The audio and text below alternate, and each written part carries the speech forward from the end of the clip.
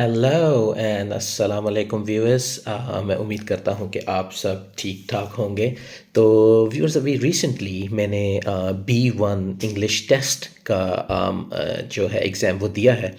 तो मैंने सोचा कि क्यों ना मैं अपना जो एक्सपीरियंस है वो आप लोगों के साथ शेयर करूं। तो जो आप जितने भी सुनने वाले हैं, शायद शायद आप में से किसी का कोई फ़ायदा हो जाए इस एक्सपीरियंस को सुन के।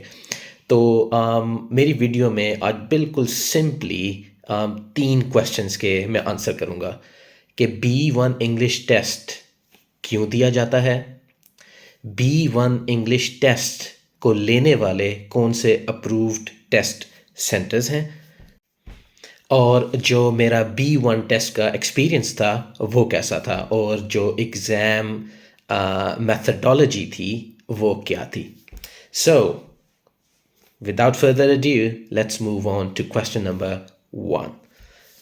तो जो फर्स्ट क्वेश्चन है कि B1 टेस्ट कौन देता है और क्यों दिया जाता है। तो जो B1 टेस्ट है ये बेसिकली 3 सिचुएशंस में इसकी रिक्वायरमेंट होती है। नंबर 1, अगर आप यूके में हैं और आपने इनडेफिनिट लीव के लिए अप्लाई करना है तो उस वक्त B1 टेस्ट की रिक्वायरमेंट होती है। नंबर 2, अगर आप सेटलमेंट या फिर परमानेंट रेजिडेंसी के लिए अप्लाई करना चाहते हैं तब B1 टेस्ट की आपको ज़रूरत पड़ेगी। और नंबर 3, जब आप यहाँ की यूके की नेशनैलिटी के लिए अप्लाई करते हैं तो तब आपको B1 टेस्ट की ज़रूरत पड़ेगी। इसके अंदर एक बड़ी इंटरेस्टिंग चीज़ है जो कि मैं चाहता हूँ कि अपने व्यूअर्स को बताऊँ, और मेरे ख्याल में पता भी होना चाहिए कि जो B1 टेस्ट है इसकी जो वैलिडिटी है वो अनलिमिटेड है, यानी कि ये टेस्ट एक्सपायर नहीं होता।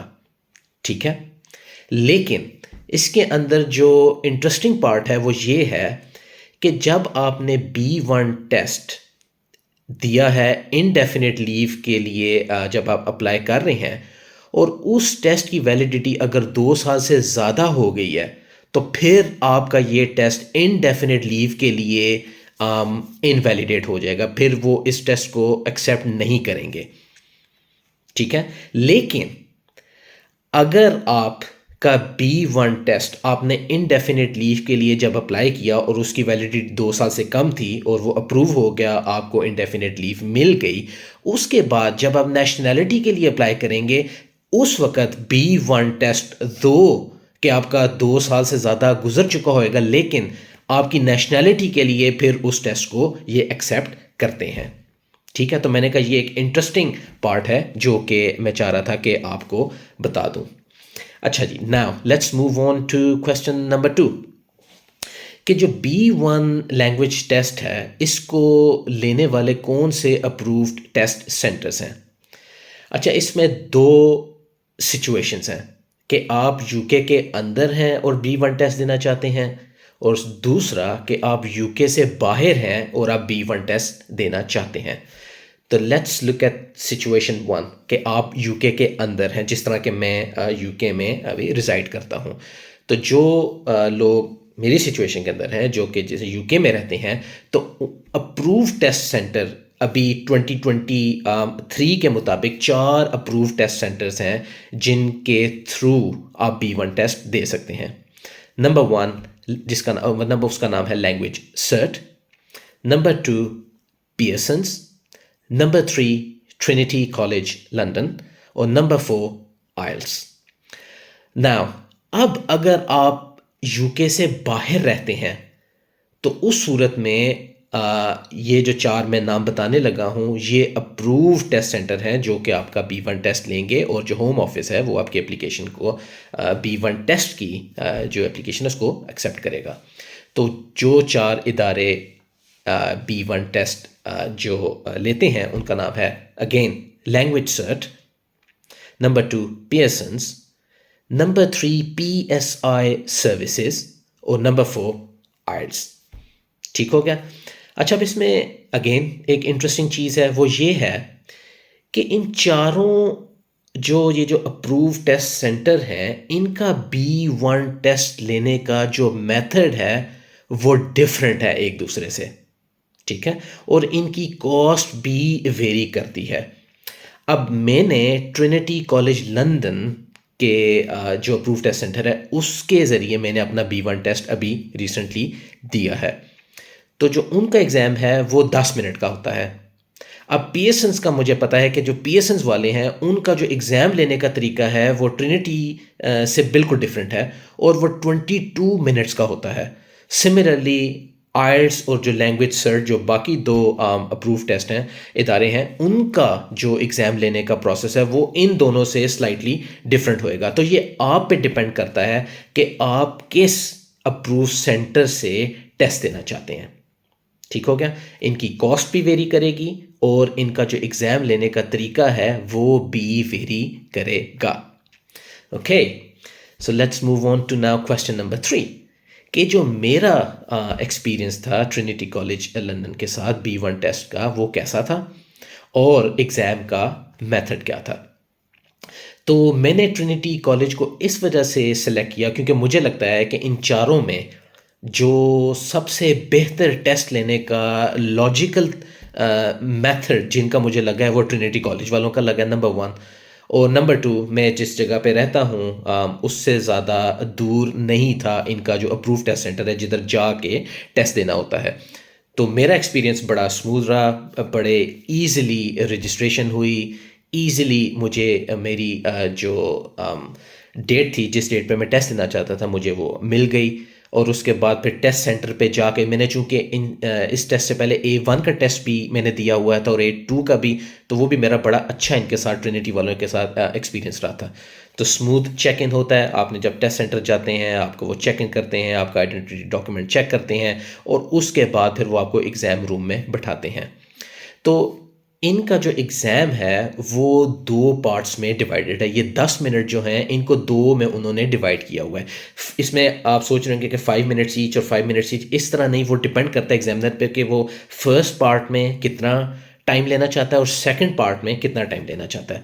तो बेसिकली उन्होंने 2 चीज़ों को चेक करना होता है, आपकी लिसनिंग और आपकी स्पीकिंग स्किल्स को।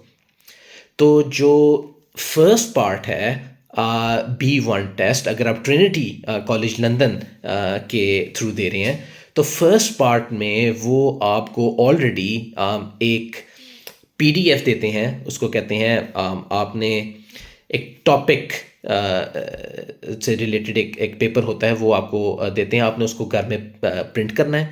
प्रिंट करने के बाद आपने उसमें अपनी मर्ज़ी का एक टॉपिक सेलेक्ट करना है।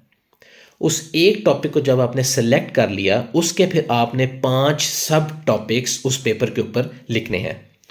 मेरी सिचुएशन में, मेरे केस में, मैंने जो टॉपिक सेलेक्ट किया वो था मैनचेस्टर सिटी फुटबॉल क्लब और फिर उसके 5 सब टॉपिक मैंने सेलेक्ट किए। फॉर एग्जांपल एक सब टॉपिक था प्रीमियर लीग विनर्स इन 2011, दूसरा सब टॉपिक था चैम्पियंस लीग विनर्स इन 2022, तीसरा सब टॉपिक था visiting the Manchester city football stadium इन 2019 और सिमिलरली 2 और थे। तो आपने इस पेपर को खुद प्रिंट करके टॉपिक और सब टॉपिक लिख के ये अपने एग्ज़ाम रूम में लेके जाना होता है। तो एग्जामिनर आपसे शुरू में इंट्रोडक्शन के बाद बड़ी कैजुअल आपके साथ बड़ा अच्छा और बड़े अच्छे तरीके से आपसे बात करते हैं। उसके बाद फिर वो आपसे पूछता है कि आपका मेन टॉपिक आज क्या है, तो आपने अपना मेन टॉपिक बताना है। फिर वो आपसे पूछेगा अब आप मुझे 5 सब टॉपिक्स के नाम बताएं, फिर आपने उनको 5 सब टॉपिक्स के नाम बताने हैं। फिर जो एग्जामिनर है वो आपसे क्वेश्चन करेगा। मेरे से उसने मेन टॉपिक और सब टॉपिक से रिलेटेड तकरीबन कुछ 4 से 5 क्वेश्चन किए। तो पहला सेशन ख़त्म होने का साइन उस वक्त मिलता है जब एग्जामिनर आपसे कहेगा कि अब आप मेरे से क्वेश्चन करें, यानी कि आपने एग्जामिनर से क्वेश्चन करना है। तो ये आपका पहला पार्ट हो जाएगा ख़त्म। सेकंड पार्ट इस एग्ज़ाम के अंदर फिर जो आपका एग्जामिनर है वो 2 टॉपिक सेलेक्ट करेगा जो कि उसके पास होंगे, उसकी मर्ज़ी के होंगे। तो वो 2 टॉपिक सेलेक्ट करके उन में से फिर आपसे क्वेश्चन करेगा। तो मेरे से जो उसने क्वेश्चन किए, जो 2 टॉपिक्स उसने सेलेक्ट किए, उसमें जो पहला टॉपिक था वो था बुक से रिलेटेड कि आप कौन सी बुक्स पढ़ते हैं, आपको क्या बुक पढ़ने का शौक़ है, बड़े इजी क्वेश्चन। और दूसरा जो टॉपिक था वो था एंटरटेनमेंट से रिलेटेड, कि मैं अपने फ्री टाइम में क्या करता हूँ, क्या करना मुझे पसंद है। तो ये एग्ज़ाम का मेथड था। तो मैं उम्मीद करता हूँ कि आज की ये बड़ी शॉर्ट सी वीडियो सुन के जो व्यूअर्स हैं शायद उनमें से किसी को इसका फ़ायदा हो जाए। तो अगर व्यूअर्स आपके पास कोई और क्वेश्चन है, आपके माइंड में कोई भी ऐसी चीज़ है जो कि क्लियर नहीं है, जो B1 टेस्ट से रिलेटेड या यूके के वीज़े से रिलेटेड, और उसके अलावा मेरा अपना जो एक्सपीरियंस है वो मुख्तलिफ़ यूरोपियन कंट्रीज़ में स्टडी का और वर्क का एक्सपीरियंस है, अगर आप उससे रिलेटेड को पूछना चाहते हैं, कुछ जॉब मार्केट से रिलेटेड क्वेश्चन पूछना चाहते हैं, तो please feel free to write your questions in the comment box. तो मेरा बेसिकली मेन एम यही है, इस चैनल को अब मैंने सोचा है चलाना है, तो इसका मेन एम ये है कि इस चैनल को आप चलाएंगे, जिस टॉपिक में आपका इंटरेस्ट होएगा तो उस टॉपिक पे बात की जाएगी। और जिस तरह भी मैंने जिक्र किया है, जो भी मैंने बिल्कुल अभी जिन टॉपिक्स का जिक्र किया, अगर उनमें से आप पूछना चाहते हैं तो उनमें तो मेरा एक्सपीरियंस है, और मैं आपके साथ बिल्कुल जो रियलिटी बेस्ड एक्सपीरियंस है वो मैं आपके साथ फिर शेयर करूँगा। तो उम्मीद करता हूँ आज की ये वीडियो आपको पसंद आएगी, और अगर पसंद आई तो प्लीज़ वीडियो को लाइक एंड शेयर करें। Thank you very much.